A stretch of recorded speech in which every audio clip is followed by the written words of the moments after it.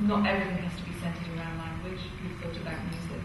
We've thought about different kinds of physical relationships and gestures as well. The other thing about theatre is music as well as this, as well as dance, as well as lights, as well as spectacle. It can be all of those things. Yeah. And I suppose we're beginning to learn a lot now, I think, in relationship to the kind of parallels that we're drawing between developing the theatre-based skills, the acting-based skills, because they're designed for you to be able to employ them later on, either today or tomorrow. And there's lunch. Thank you. Yeah, just fill it in.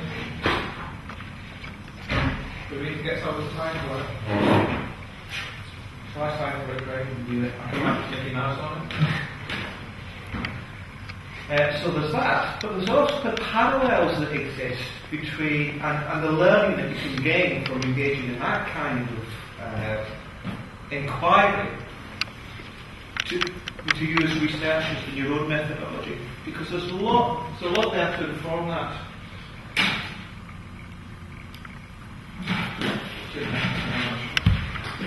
There's a lot there to inform that, and I think you mustn't, whatever you do, see a disconnect between what you're learning now and you as researchers. There's a connection between that. Just as for us, there's a connection between theatre, education, learning, and health. Because that's the sphere that we've been occupying for the past 12 years. And we can always see quite clearly how they're interconnected. And hopefully this might be the start of your journey, if you haven't done it already, seeing how this can be connected. Yeah? What you're learning here as theatre practitioners, and how it informs how you practice as researchers in terms of collecting qualitative data, and then how subsequently you can re-represent that as a performance. That kind of sums up what the rationale for what we were doing this morning. Are there any questions? I guess for me that's like the link is sometimes trying to make that explicit, like you do the activity, and then like how does this actually directly relate? And sometimes it was good for you to explain that there, like that was your objective. Sometimes reverse, okay, we just done this activity, what's the point? Yeah, we call that so what. We do an activity, yeah. so what. So what we're doing, you can have a great day, but so what? And it's about helping you to make sense of it in your own way and how it can enhance.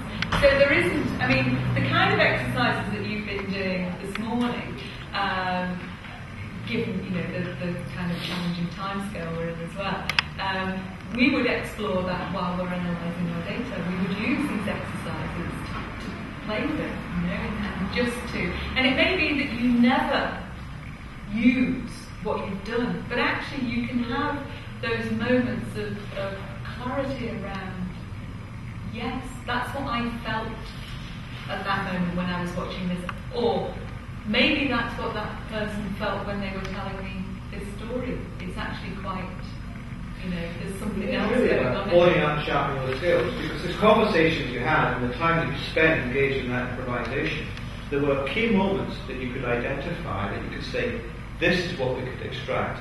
And if we just took this and put that into our performance, right, based on our data, that would speak volumes, yeah? And the rest of it is redundant. But as actors, you probably, in a devising session, would need to engage in that process in order to get to that point. Yeah? Don't be frightened to do that. Don't be frightened to say, okay, we're going to have to go for a 5-mile run because we're doing a piece of research, performative-based research on runners. So why don't you do it and see what it's like? Or we're doing a play about rugby players, so let's start the session by playing with the rugby ball and passing it. And it might seem totally oblivious to what you're doing, but there is always going to be a connection there if you think about it.